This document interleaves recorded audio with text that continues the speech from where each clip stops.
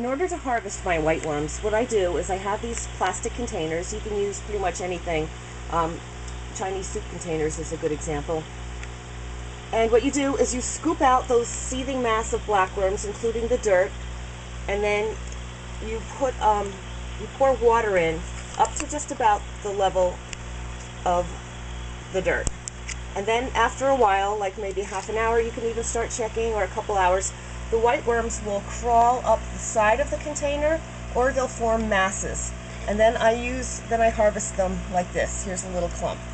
Then I'll put them in the tanks that I want to feed the animals to. And I'll get into more of that. So you can scrape them. You can scrape them off the side. You can see you get quite a few that way. But don't leave them in for more than a day, because then they'll drown and they'll start to sink. So you can harvest them several times throughout, say, a 24-hour period. And then what I do is I pour them out.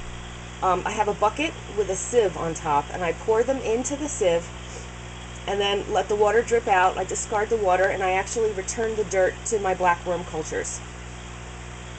So anyway, as far as feeding goes, there's a few different things that you can do.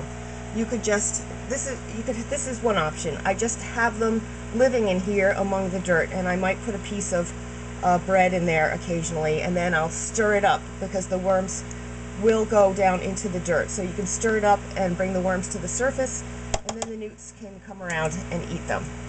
Let's see, there's somebody right now. See that? That's a Synops orientalis terrestrial phase. They just morphed. They were laid and morphed earlier this year. Another option is to put them in a bowl, and here I have them in a bowl. These are newly morphed Tylodotriton varicosus, and I have two feeding options here. This is a shallow bowl of blackworms, because that's what they've been eating all along, and then I'd like to get them eating these whiteworms too. So what I have here is a very watery mixture of dirt and whiteworms, because the more watery it is, like the way that you harvest them, the whiteworms will come to the surface. So if there's a lot of water, then the whiteworms will be on top, and they'll be easy for the animals to find. The same here, when I keep moistening this area, and then the worms come to the surface. It's actually pretty moist now, even though you can't tell. Another option is to have them in a bowl like this.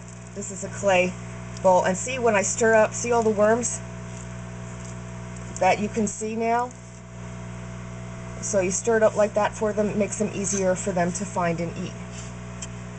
Let's see if I have a different example. That's pretty similar.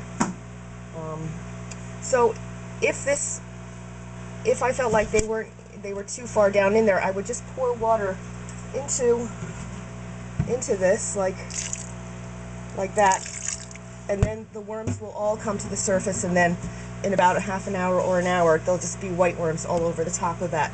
Much easier for them to find and eat. And that's pretty much it.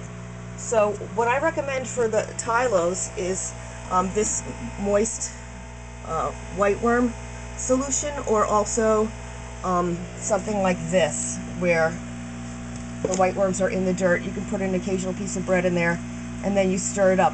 You can either keep it in one corner of the tank, or you can limit them to a bowl, like that clay pot I showed you in the other tank. And those are your whiteworm options. So good luck.